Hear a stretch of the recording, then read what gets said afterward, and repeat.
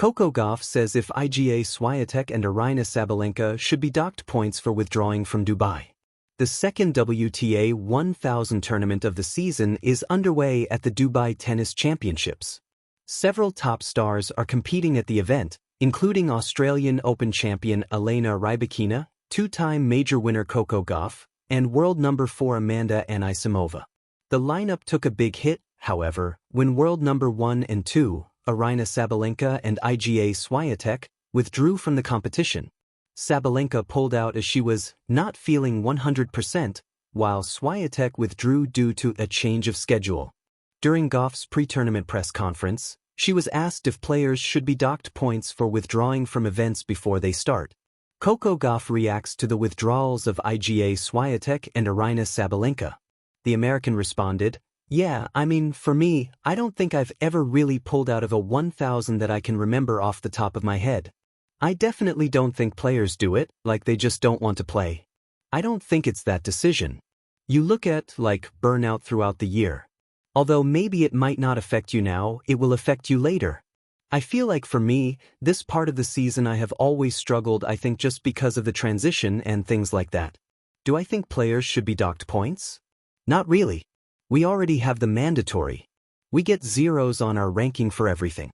For this point in the schedule, I think it's hard to play all the tournaments now that they're 2 weeks. I think the ask of players are becoming more and more and more. I do understand the tournament side. They obviously want the players there. In the past, I think top players have always come to Doha and Dubai. This draw has historically been a tough draw. I understand it's unfortunate this year. I don't think it's fair for players to get docked points. I think, if anything, we should have an optional 1000 like the men do with Monte Carlo. Yeah, I think that's a little bit harsh in my opinion." Coco Gauff's results so far during the 2026 season. Gauff kicked off her 2026 season at the United Cup, where she helped the U.S. reach the semifinals. After that, the 21-year-old entered her 7th Australian Open, where she made it to the quarterfinals before losing to Aryna Sabalenka. She then began the Middle East swing at the Qatar Open, but Gauff's campaign was brought to an abrupt end in the first round. There, she fell to Italian star Elisabetta Cacciaretto in her opening match, losing in straight sets. Now, Gauff will appear at the Dubai Tennis Championships for the 6th time in her career. Her best result in Dubai is a semi-final finish, which she managed in 2023. Tennis breaking the silence, Gauff's take on the Dubai withdrawals. In the midst of the 2026 women's tennis season, something unusual happened. The world's top 2 players, Swiatek and Sabalenka, ranked number 1 and number 2 in the WTA rankings, opted to withdraw from the prestigious Dubai Duty-Free Tennis Championships, a high-profile WTA 1000 event that attracts the biggest stars on the tour. Their decisions sent ripples through the tennis world. Some fans were shocked, pundits questioned the impact on the sport's calendar and competition, and tournament officials openly wondered whether the WTA should enforce tougher penalties, perhaps even docking ranking points, for players who pull out after entering. Amid this swirling debate, Coco Gauff, herself a top contender and key competitor in the women's circuit, weighed in with a candid and insightful perspective.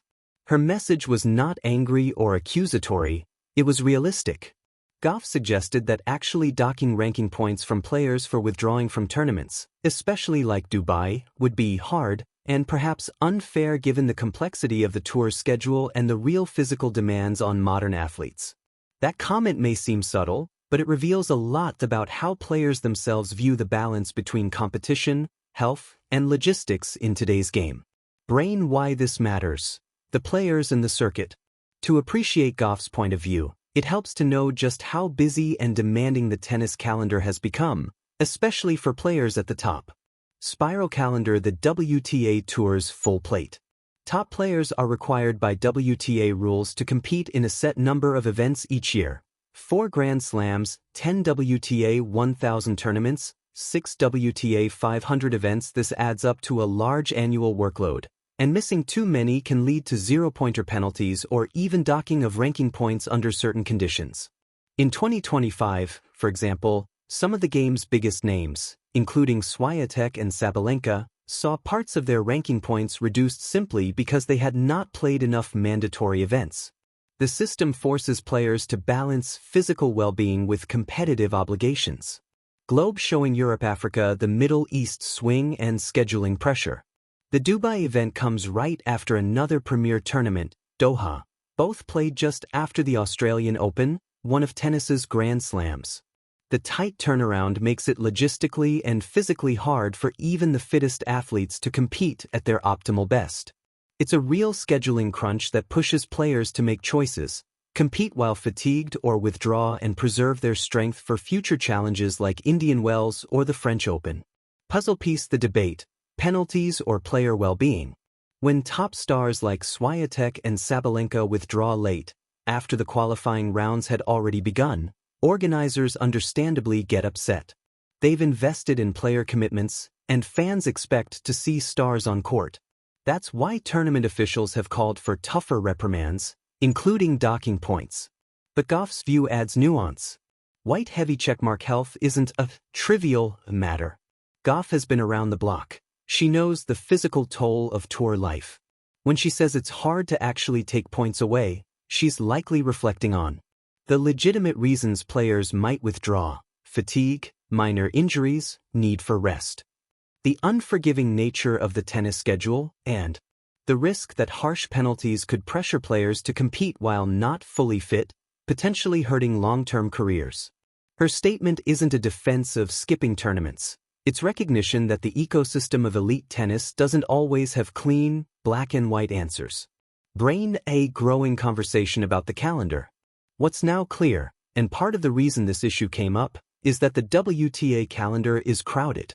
Some players have openly criticized the packed schedule and expressed concerns that it doesn't allow enough recovery time between big events.